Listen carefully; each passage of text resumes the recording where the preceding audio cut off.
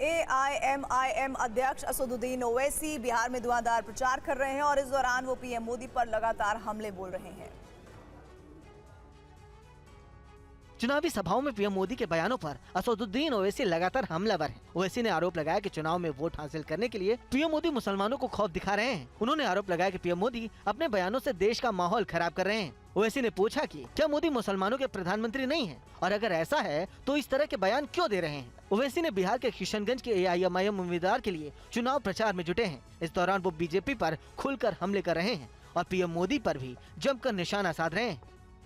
मोदी की एक ही गारंटी मुसलमानों से नफरत की गारंटी है।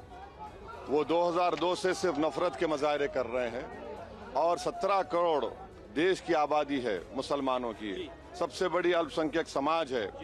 वो देश के 140 करोड़ जनता के प्रधानमंत्री हैं, सिर्फ मुसलमानों के नहीं है क्या? उनको इस तरह से रुसवा करना, उस तरह से उनसे नफरत करना, और अगर कल कुछ देश में दंगा हो जाए उसकी जिम्मेदारी नरेंद्र मोदी की होगी। हैदराबाद से बीजेपी उम्मीदवार माधवी लता ने असदुद्दीन ओवैसी के खिलाफ मोर्चा खोल रखा है। उन्होंने ओवैसी पर कई गंभीर आरोप लगाए हैं। माधवी लता ओवैसी पर हमले करने का एक भी मौका नहीं छोड़ रही हैं। उन्होंने ओवैसी पर मुसलमानों को धोखा देने का आरोप लगाया। माधवी लता ने आरोप लगाया कि असदुद्दीन ओवैसी भारत के मुसलमानों के बारे में नहीं सोचते। वो दूसरे देशों के मुसलमानों को लाकर बसाते हैं ताकि उनका वोट मिल सके।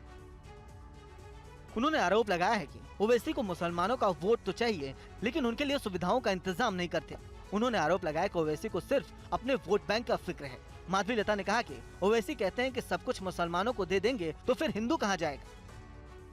ये अकबरुद्दीन, असदुद्दीन ओवैसी जैसे लोग जो इस देश के मुसलमानों के साथ ना रहते हुए, ये लोग बाहर से रोहिंग्या जैसे लोगों को उठा के लेके आते हैं, पाकिस्तान से लोगों को उठा के लेके आते हैं, अफगानिस्तान से लोगों को उठा के लेके आते हैं और इनसे कई नंबर ऑफ बच्चों को पैदा करवा देते हैं ये लोग।